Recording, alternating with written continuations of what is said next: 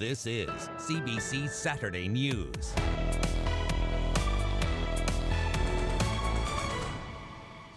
Good evening, I'm Talia Ricci. Police are searching for 4 suspects after more than 30 shots were fired near the Lawrence Heights neighborhood. There's been 9 shootings in the area since July 14th, and the gun violence is not slowing down. Police are calling the latest shooting brazen after 4 people were injured. Gunfire rang out around 1 o'clock this morning in the city's Glen Park neighborhood. Angelina King joins us live now from the scene. And Angelina, you spoke with a family who actually had a bullet go through their home. Yeah, exactly. This family, including 2 children, were up watching a movie when it happened, and the bullet went straight into their TV. So they live in the apartment building behind me, up on the 3rd floor. Our camera is actually going to zoom up toward their balcony window, and you can clearly see that bullet hole.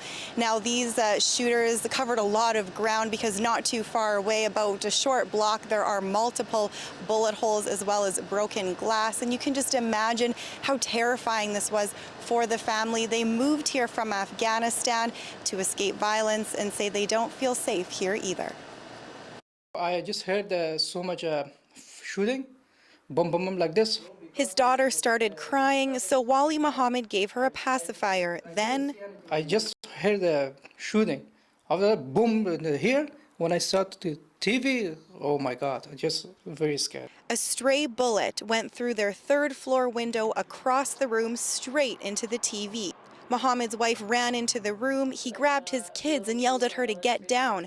Outside, 4 people shooting more than 30 bullets. The police chief says it was likely a gang-related shootout. My fear is they have no respect for the rest of the public, the 99.9% of the community, and they will shoot at will. And today is a case of that, as many other cases. They are more brazen, and they will shoot with no impunity. They'll hit their targets, but again, they compromise the safety of many, many others. It's literally left its mark on the neighborhood. A short block away from the apartment, bullet holes and broken glass. 4 people were shot, including someone police believe was an innocent bystander. They're looking for 4 people, 3 shooters and a driver. Police say a group drove up to the area. 3 people got out of the car and started shooting. 4 people were hit. Police say 1 person was shooting back and that one of the victims has served time for gun-related crimes. All 4 victims have non-life-threatening injuries. Police found 2 of them at the scene. A 3rd called police 2 hours later, saying he was hiding in a portable toilet. The 4th victim walked to hospital. There have been 9 shootings in and around the Lawrence Heights area since mid-July. In April, just across the street, a man was shot multiple times at this exact same intersection. The constituents are saying, you know, we want to be able to walk the streets at night. We can't because every punk has got a gun. He'd like to see tougher laws on gun crime, bail, and sentencing. And Mayor John Tory agrees. We spoke with him earlier today, and he says that police need support so they can not only invest in communities, but help keep kids out of gangs. He also says he would like to see the laws surrounding bail and sentencing looked at a bit more carefully. He says right now it's allowing people to be arrested, convicted, released, and have the same thing happen all over again. Now, back in March, police increased their presence in and around the Lawrence Heights neighborhood because of the amount of gang-related violence that was reported. And today there is an even more increased police presence because, as the chief said today, after gang activity like this, retaliation is likely to follow. Talia? Thanks for that, Angelina. Toronto police are asking for the public's assistance to locate a missing man last seen at CAMH. 35-year-old Gashah Beza Gashah Kafen was last seen during an escorted walk yesterday afternoon. He's described as male with black curly hair and a slim build. He was last seen wearing a white long-sleeve shirt and green and black pajama pants. Police say anyone who sees him should not approach and should call 911 immediately. Now, CAMH released a statement later today saying, in part, yesterday afternoon, an individual in our care did not comply with the terms of a patient pass while under escort on hospital grounds. CAMH immediately notified Toronto police, adding, while this is not a patient in the forensic service, we share the concerns of the community and continue to work closely with the authorities to locate the patient and have them to return to our care. Toronto police say an 80-year-old man has died after being found unconscious in an indoor swimming pool in Scarborough. Emergency crews were called to the Dundalk Drive area near Kennedy Road and Highway 401. Paramedics performed CPR on the victim but failed to resuscitate him. Police say the incident is not suspicious. One block of the Danforth has been temporarily transformed this weekend to showcase a number of street safety measures that are part of the city's Vision Zero plan. The first Vision Zero pop-up in all of Canada. So what we're doing is building a prototype of a safe street that really exemplifies the city's vision to get traffic fatalities down to zero. 2 curb lanes between Woodbine Avenue and Woodmount Avenue have been replaced with expanded space for pedestrians. Separated bike lanes have also been installed, along with benches for seating and even park space where performers and other festivities are planned. Similar events are being planned for the West End and North York, but no dates have been set yet. A growing number of Toronto cyclists involved in road rage incidents with drivers are turning to private civil action to get their day in court. They say that few charges, if any, are laid and they feel let down by the justice system. The CBC's Philip Lee Shannick has more.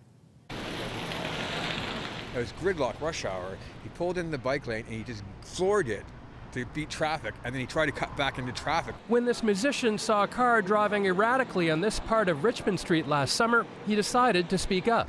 And so when I was passing him, I told the guy, like, dude, you're gonna kill somebody driving like that. I understand it's gridlock, but you shouldn't be driving 500 miles an hour in the bike lane. He says in response, the driver rammed him and took off. Basically, he was using his car as a weapon. Police charged the man with dangerous driving and assault. But when the case came up for trial this week, Cavalluzzo showed up, but the driver did not. So there's a bench warrant out for him. Hopefully he'll face some sort of justice. Cavalluzzo is filing a civil suit against the driver, and he's not the only cyclist going this route. Last summer, the cyclist gave a dirty look to a car blocking a bike lane on the Martin Goodman Trail. His helmet cam caught what happens next.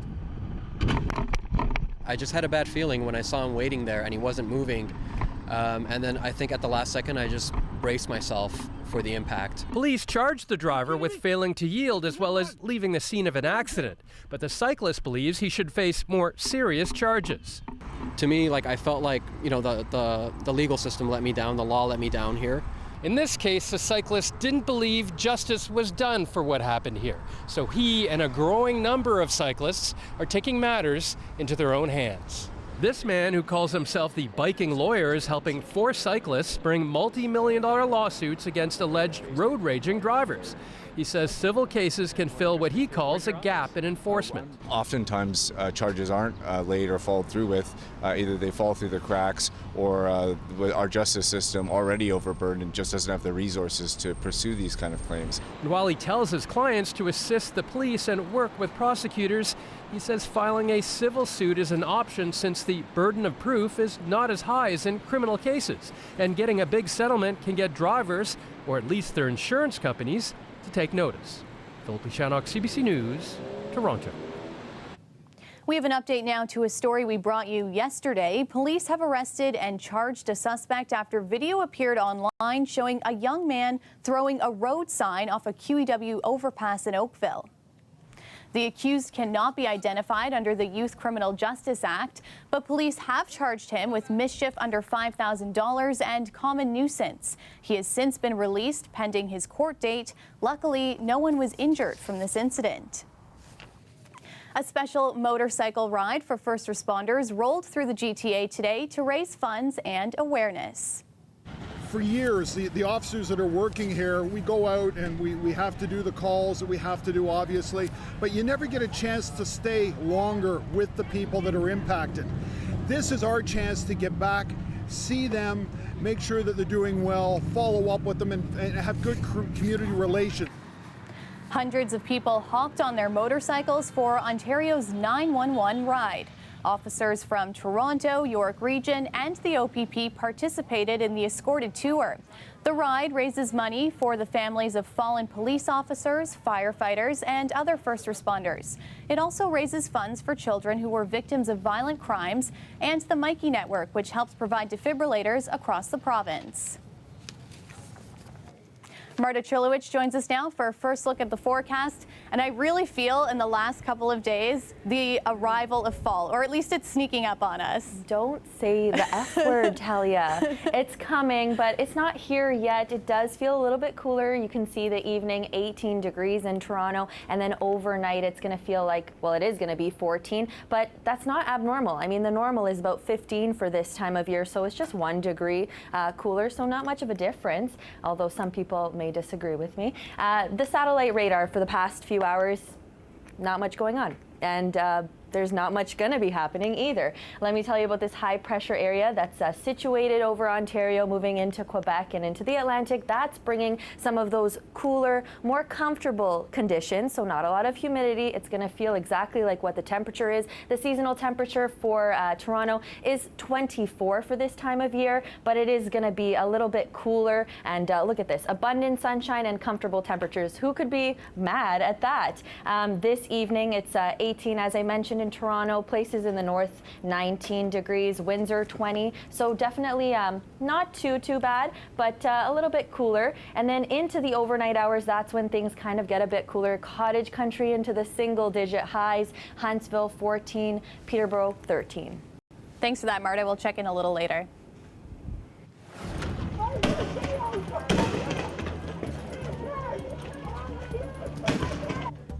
Tensions flared up on the streets of Hong Kong again this weekend. Thousands went out to demonstrate, and things took a violent turn when riot police fired tear gas to disperse the crowds. CBC News has a reporter on the ground with the latest. Also ahead. Prime Minister Justin Trudeau is in France today, meeting with other G7 leaders. We'll get an update on the meetings after the break.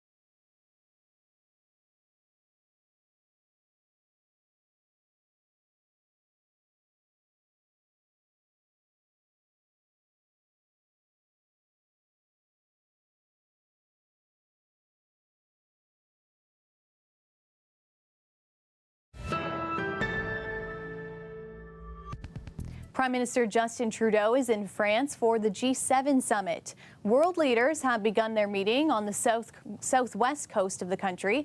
There's crucial international issues on the agenda like global trade and climate change. But as the CBC's David Cochrane reports, it's unlikely the member states will come up with a coordinated plan of action. Justin Trudeau just finished trade negotiations with one populist and unpredictable leader, and he's about to do it all over again. Talking about trade and how we're going to make sure that there are great opportunities for Canadians, for Brits, for our companies and citizens to continue to succeed. Boris Johnson is taking the United Kingdom out of the European Union, but leaving the EU means leaving the free trade deal with Canada. So both leaders are keen to negotiate a post-Brexit deal to preserve billions in two-way trade. Canada and the UK are side by side, and I look forward very much to working with you tonight. But while they talk trade peace, others threaten trade war. Donald Trump didn't come to France to drink the wine, he came threatening to tax it, vowing before he even left Washington to impose wine tariffs if France taxes American tech companies. And if they do that, we'll be taxing their wine or doing something else. We'll be taxing their wine like they've never seen before. It's all very taxing for an international forum that is showing the strains. The last years have shown that it is increasingly difficult for all of us to find common language when the world needs our cooperation more, not less. There's a shift into what the G7 is becoming. That being said, that's not a reason to stop the conversations. But the conversations aren't leading to common ground. Trump has at some point slapped tariffs on every single member of the G7. With a recession looming, he's not shy of saying he will do it again. Trade wars among G7 members will lead to eroding the already weakened trust among us. That trust is so weakened, the leaders have abandoned the idea of trying to reach a consensus on a unanimous communique by the end of this summit. They know they won't get the U.S. on side on key issues such as climate change or even trade, so there's no point in even trying. David Cochrane, CBC News, Biarritz, France. To Hong Kong now, where anti-government protests erupted again today in violence. Riot police fired tear gas. Protesters erected barricades and threw bricks and Molotov cocktails. The CBC's Chris Brown is in Hong Kong and has more. 12 weeks into what feels like never-ending street protests in Hong Kong, and this man said he senses people are frustrated at the lack of results. We had several protests, peaceful protests with millions of people coming out. So the peaceful protest, the government didn't respond to us. And what happened today at the end of what had been a peaceful march through Kowloon was both intense and violent.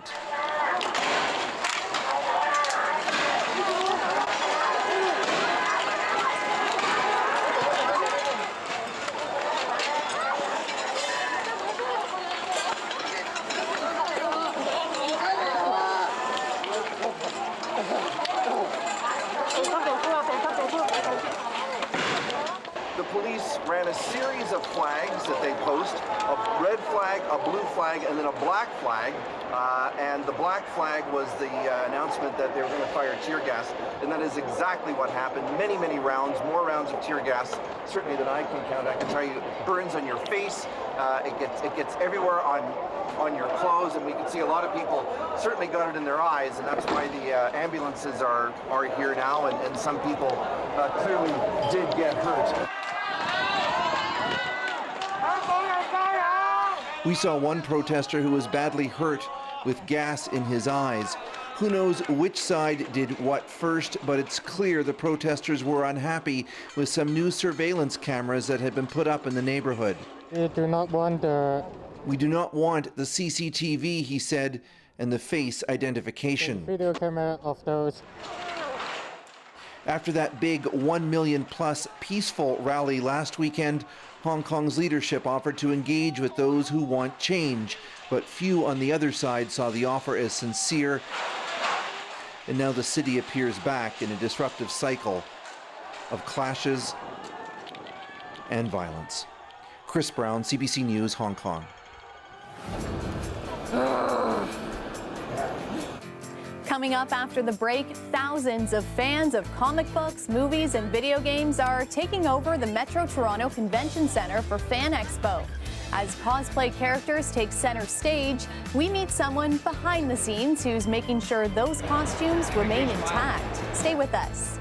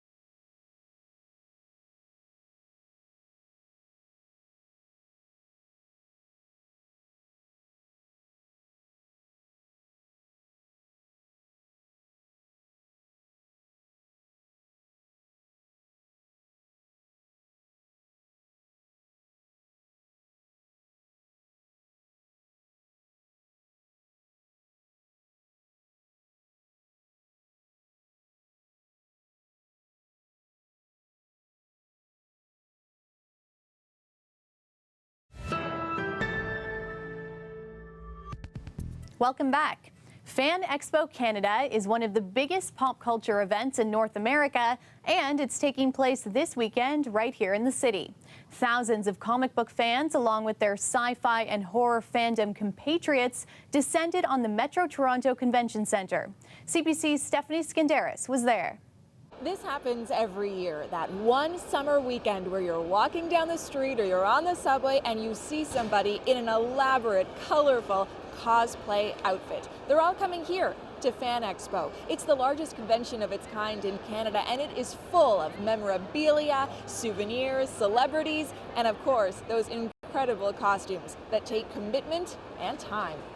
This one, I knocked this up, I think, in a couple of weeks, and that's actually quick for me because usually I take about 3 or 4 months to make some. So I make Aquaman as well, and that took me several months. The message that anyone can cosplay is one that Ivy Doomkitty has been trying to get out. She's running a panel called So They Say You Shouldn't Cosplay, which is something she says she's unfortunately heard before. You shouldn't cosplay because of your age, your skin color, your body type or shape, if you have a disability or not, and elitism in the community, all sorts of different things, and how you should cosplay for all of those reasons. So tackling the tough topics mixed with a bit of lighthearted fun. Fan Expo is on until Sunday. Stephanie Skandaris, CBC News, Toronto. Now, as Stephanie mentioned, some of the costumes at Fan Expo have taken weeks and some even months to prepare. So what happens when it falls apart during the big day? Well, there's someone to call for that. Our Kelda Yoon went out with the Toronto cosplay medic and has this story. So we're here at the Fan Expo, and one of the highlights, like with every year, are the costumes. And this year, no exception, a lot of spectacular ones. The work people put into this is phenomenal. But what happens if a costume were to fall apart? Enter Wayne Doe, cosplay medic. I can go up and meet you, okay? For the past 6 years, he's been the man to call. Hey. Okay, two things. In this case, Mickey Verman needs 2 sections of her costume reattached. Today, she's dressed as Cammy from Street Fighter, one of her signature cosplay characters. And it's gone from such a niche hobby into something that's fully accepted in the community. With a glue gun in hand, Wayne fixes her costume in minutes. It's hard to see all of your hard work just kind of get tossed away like that, but then there's Wayne. There's Wayne, so it's all good now. Wayne's reputation as a cosplay medic is so well established, people stop him in his tracks for help. And he always does, right then and there. What do you love about the cosplay community? Oh, there's so many talented people with such amazing artistic skill, and they apply those skills into beautiful things. Elizabeth Wilson spent days on her costume, but tore it on the escalator. Down to there. Okay. As with any great cosplay medic, Wayne has very quick sewing skills. He is the god at conventions. Though even a god needs a break sometimes to exchange costume tips with Captain America. Do you put any coating on it? While Wayne's doing that, downstairs in this room, other cosplayers are also able to get costume help. Gina Greco helped come up with this idea. It's free, but a donation is encouraged, with proceeds going to the Canadian Breast Cancer Foundation. We definitely see a lot of people coming in for last-minute safety pins, hot glue, things like that, even just to brush their wig, and it really seems to make a difference. Like Wayne, proving not all heroes wear capes. Kelda Yoon, CBC News, Toronto. And Marta's back now with our extended forecast, hoping for maybe a few more beach days before we officially hit fall. I'm sure you'll get some of those. So just a quick look at this evening, 18 degrees. It's going to feel a little bit cooler overnight. This high pressure area sitting over us, bringing those cool and comfortable conditions in through the province. There's going to be abundant sunshine. So yeah, maybe a chance for that cottage again. Saturday overnight, it's going to feel a little bit chillier, but not out of the ordinary. Again, in Toronto, 15, that's the normal overnight. On Sunday in cottage country, look at this, a beautiful day, 24 degrees. You can't complain. It's still going to be sunny. It's not going to be as humid though, so for some people that's awesome. And they definitely will appreciate that. If you're staying in the GTA though, again, same thing for you, 23 degrees in Toronto. Sunday morning looking like 17 in Toronto, and then by the afternoon 23. So again, nice and sunny for you, comfortable. And a quick look at Kitchener and surrounding areas for the 3-day forecast in through Tuesday. That's when you might see some of those showers though. It's Tuesday where you could see some of that rain for sure. So just a quick look at these 3 cities. Thanks for that, Marta. Looks pretty good. And that's our show for you tonight. Thanks for watching. You can stay caught up on news anytime on our website, cbcnews.ca. I'll see you back here tomorrow at 11. Good night.